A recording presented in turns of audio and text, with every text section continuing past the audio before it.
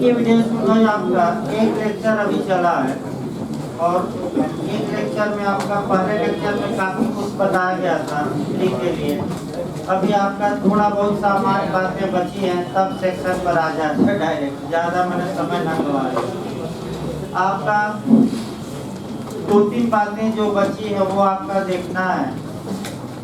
अगली बात जो बची है कि एविडेंस एक्ट के मुख्य उद्देश्य क्या है, या सिद्धांत क्या है, या मेन पर्पज क्या है। ये आपका क्वेश्चन इस बार यूपी एपीओ मेंस में भी बना था कि साक्ष्य अधिनियम के मुख्य उद्देश्य क्या है।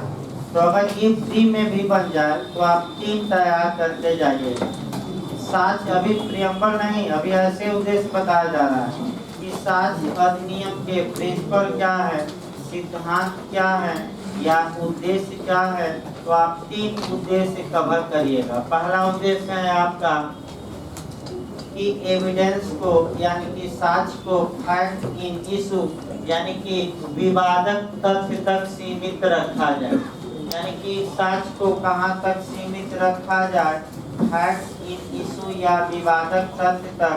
दूसरा आपका है कि बेस्ट एविडेंस यानी कि किसी भी हाल में कैसा साक्ष्य पेश किया जाए, सर्वोत्तम साक्ष्य पेश किया जाए यानी कि बेस्ट एविडेंस। और तीसरा आपका सिद्धांत है कि हियर्स एविडेंस या अनुश्रुत साक्ष्य या श्रुत साक्ष्य साक्ष्य में अग्राह्य होता है, अतः इसे स्वीकार न किया जाए, यानी कि जो अभी बताया जाएगा हियर से एविडेंस साक्ष्य में सुसंगत एवं विसंगत एवं अग्राह्य होता है। तो कितने उद्देश्य हैं आपका? 3। अब मेंस के लिए देखिए, पढ़ते समय इन तीनों बातों को सेक्शन से भी जोड़ा जाता है। जैसे कि आप फैक्ट इन इशू पढ़ेंगे तो धारा 3 और 5 लिखेंगे। धारा 3 में विवादक तथ्य परिभाषित हैं और 5 कहती है कि या तो फैक्ट इन इशू यानी कि विवादक तथ्य या सुसंगत तथ्य का साक्ष्य दे सकते हैं। दूसरा आपका सिद्धांत है कि बेस्ट एविडेंस पेश किया जाए, तो जो डॉक्यूमेंट्री एविडेंस होता है वह बेस्ट एविडेंस होता है, दस्तावेजी साक्ष्य। और तीसरा अनुश्रुत साक्ष्य अग्राह्य है, अतः इसे स्वीकार न किया जाए।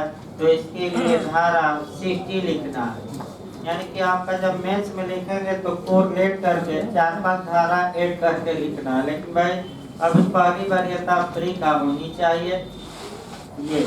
इसके बाद आपका यूपी ने जो बनाया है कि साक्ष्य अधिनियम के अनुसार साक्ष्य का उद्देश्य क्या है, और क्रम से याद रखिएगा।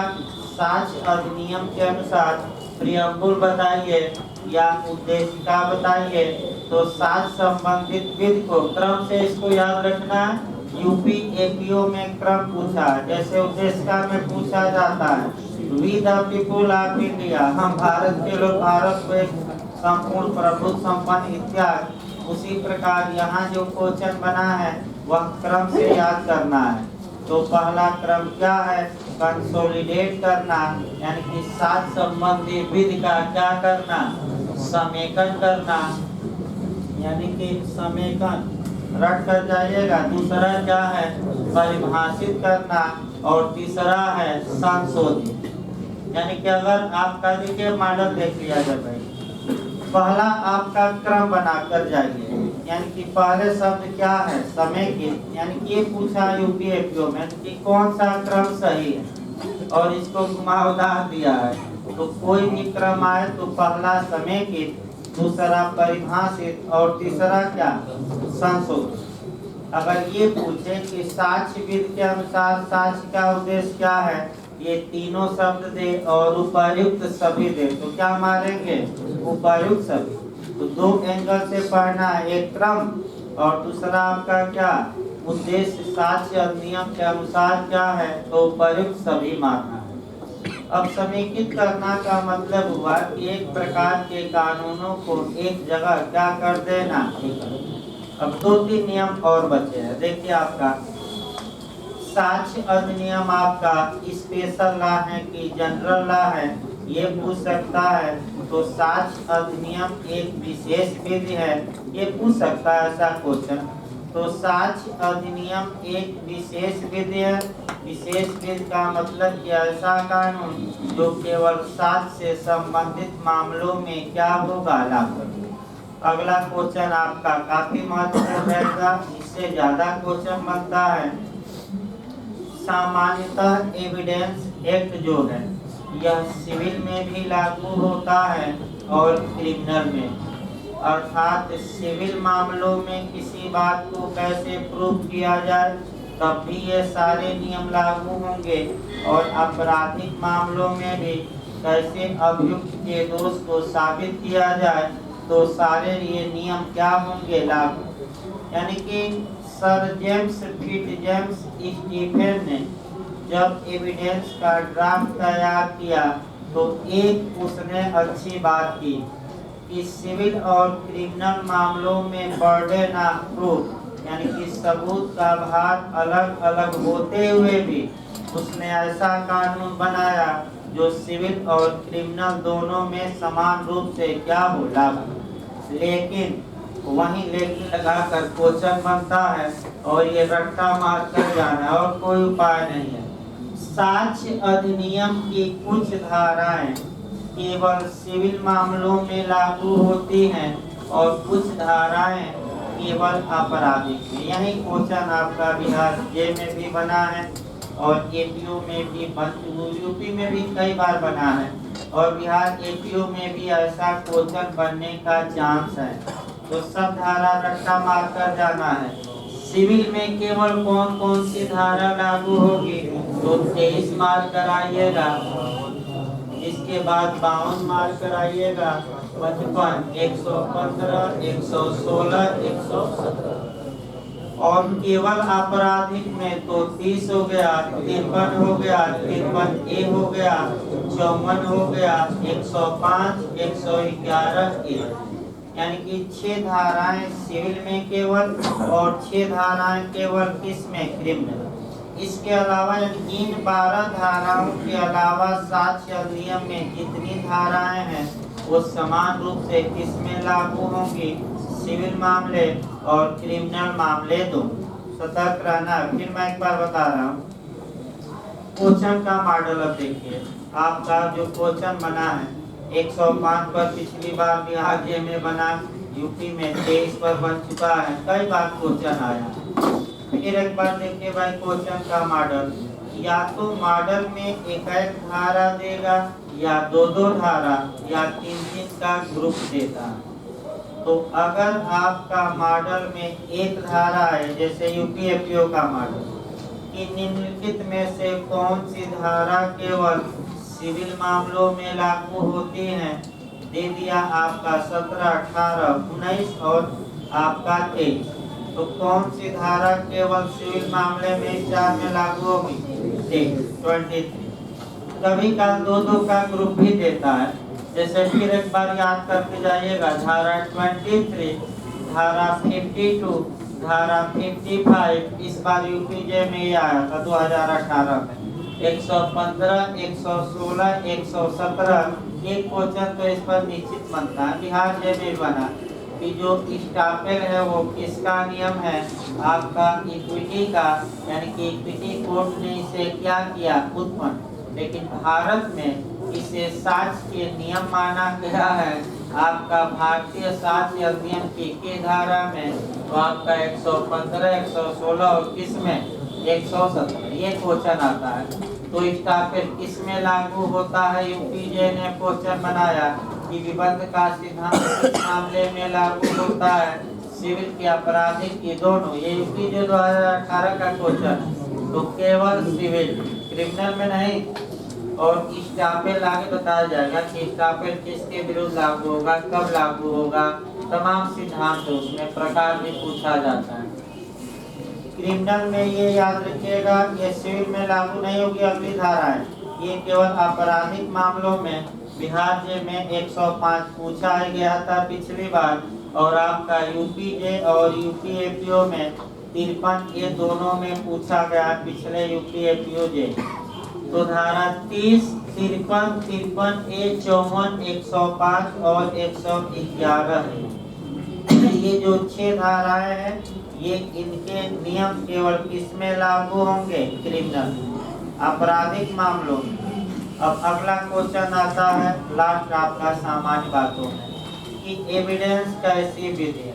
सब्सटेंसिव लॉ है कि प्रोसीजरल लॉ है, यानी कि सार्वजनिक विधि है कि प्रक्रियात्मक? तो प्रक्रियात्मक मार्क कराएगा, सार्वजनिक ना मार दीजिएगा। यानी कि साक्ष्य अधिनियम एक प्रक्रियात्मक या एडजेक्टिव या प्रोसीजरल लॉ है जो साक्ष्य संबंधी प्रोसीजर को बताती है। अगला क्वेश्चन आइए, क्या साक्ष्य अधिनियम में साक्ष्य से संबंधित सभी प्रावधान समाहित हैं?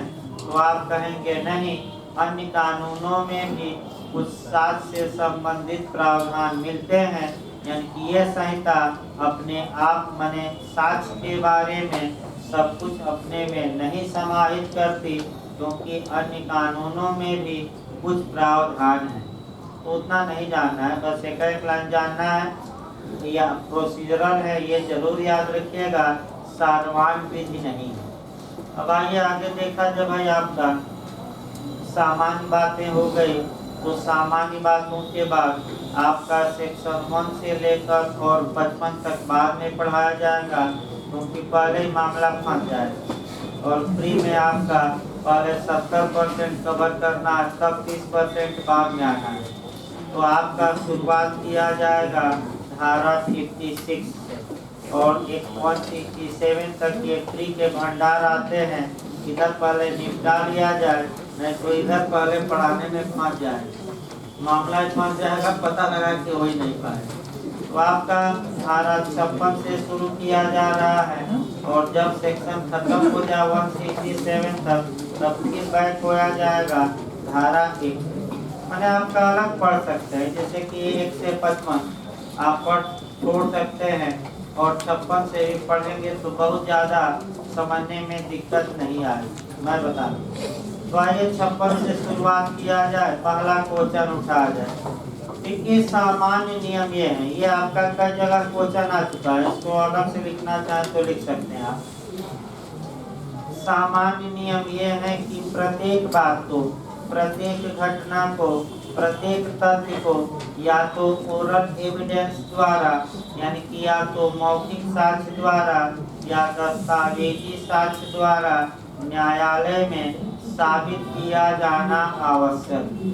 ये यूपीजे में इस बार बना था, ये क्वेश्चन बना था कि किसी तथ्य को कैसे साबित किया जा सकता है। दे दिया मौखिक साक्ष्य द्वारा, दूसरा ऑप्शन दे दिया दस्तावेजी या डॉक्यूमेंट्री एविडेंस द्वारा, तीसरा इलेक्ट्रॉनिक अभिलेख द्वारा और चौथा उपर्युक्त सभी।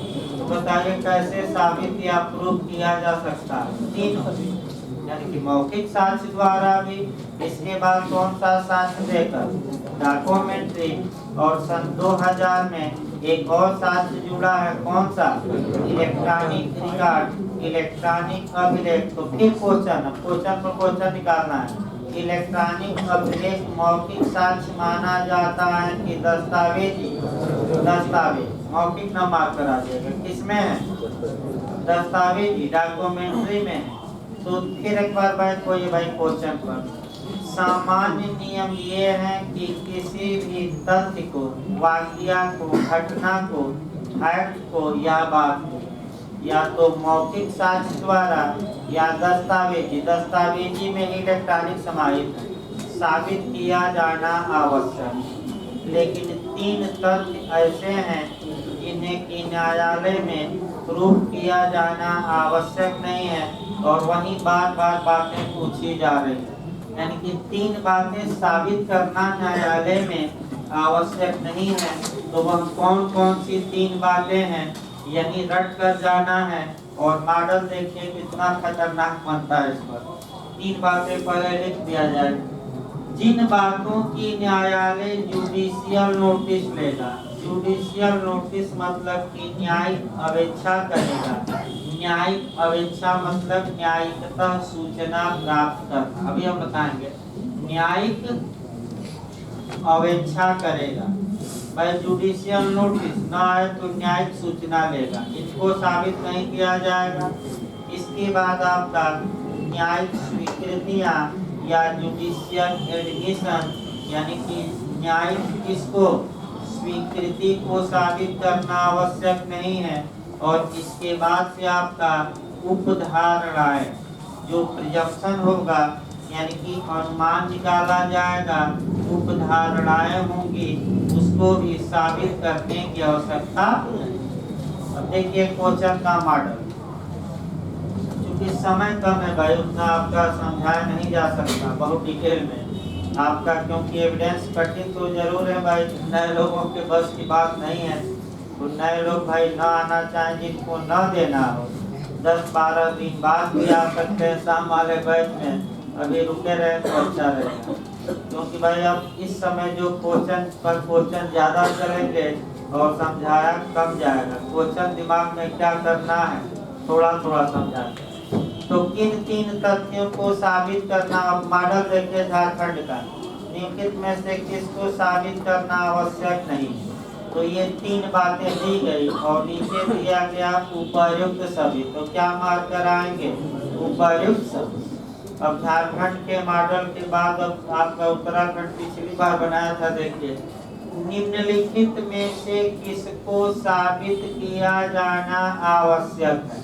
ये 3 शब्द रहेंगे और किसको आवश्यक है, इन 3 शब्दों से जो बाहर चला जाए उसको साबित करना पड़ेगा। तो दे देगा गैर न्यायिक स्वीकृतियां। तो बताइए किसको साबित करना आवश्यक है? न्यायिक स्वीकृति को साबित करना आवश्यक नहीं है कि गैर न्यायिक। तो गैर न्यायिक स्वीकृति यानी कि जो एडमिशन न्यायालय से कहाँ किए जाएंगे बाहर, उसे साबित करना होगा, इसमें छूट नहीं है, याद रखिए।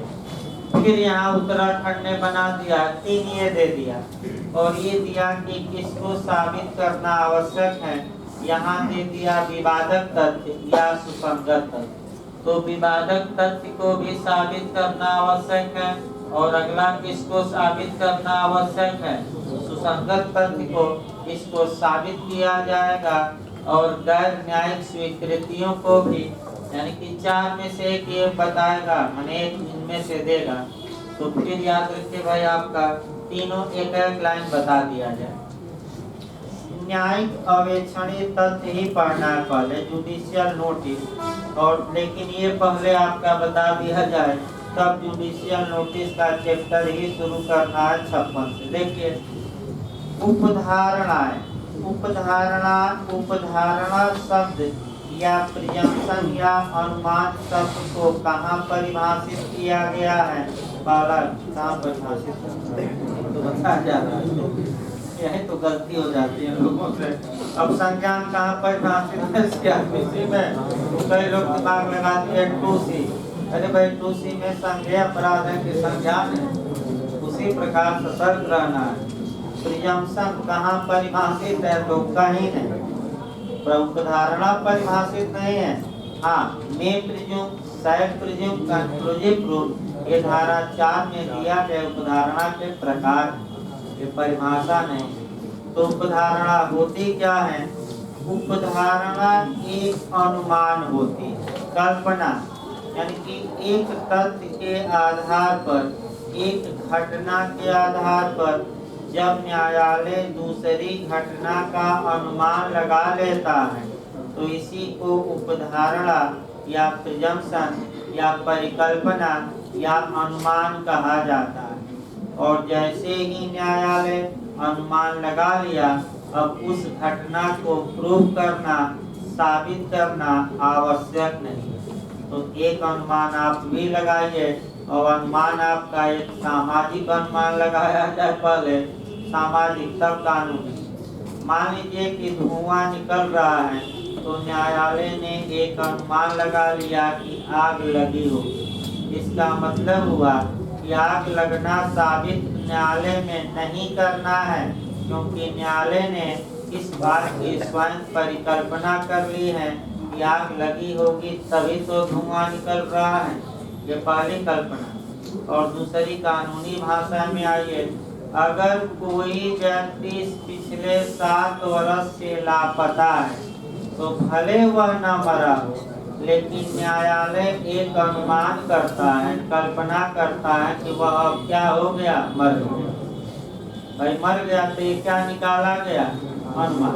और जब न्यायालय अनुमान निकाल लेगा तो इस बात को साबित करने की आवश्यकता, यानी कि अब ये नहीं साबित करना है कि मर गया, क्योंकि न्यायालय ने खुद क्या कर लिया, कल्पना कर ली थी क्या हो गया होगा, मर गया होगा। ये अनुमान आगे बताया जाएगा। इसके बाद न्यायिक स्वीकृतियां। अब न्यायिक स्वीकृतियां क्या है और गैर न्यायिक, यानी कि जुडिशियल और एक्स्ट्रा जुडिशियल। जब कोई पक्षकार न्यायालय में जाकर किसी बात को स्वीकार कर ले तो उसे न्यायिक स्वीकृति या जुडिशियल एडमिशन कहा जाता है। और जब न्यायालय में स्वीकार कर लिया तो उसे साबित क्यों किया जाए, क्योंकि आपका उस व्यक्ति ने क्या किया है, न्यायालय में जाकर खुद उस बात को एक्सेप्ट कर लिया है। जैसे कि मान लीजिए अभियुक्त है, अभियुक्त न्यायालय में गया और कहा कि हमही ने अपराध किया है, तो अब साबित क्या करना है, क्योंकि अभियुक्त स्वयं अपनी बात द्वारा किए गए अपराध को क्या कर रहा है, स्वीकार।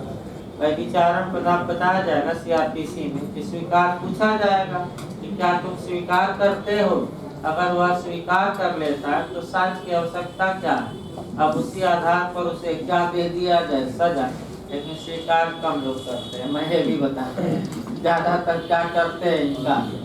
तो न्यायिक स्वीकृतियां मतलब कि न्यायालय में जाकर किसी तथ्य को क्या कर लेना, किसी बात को स्वीकार। आगे बताया जाएगा। तो गैर न्यायिक स्वीकृति को साबित करना पड़ेगा। और अंतिम आपका न्यायिक अवेक्षणित। देखिए भाई इसी को आपका शुरू भी करना है। जिन तथ्यों की न्यायालय न्यायिक अवेक्षा करेगा उनको प्रूव करने की आवश्यकता नहीं है। ये एक लाइन में सेक्शन 56 बताता है। कौन सा धारा, 56। फिर एक बार देखिए, जिन तथ्यों की न्यायालय न्यायिक अवेक्षा कर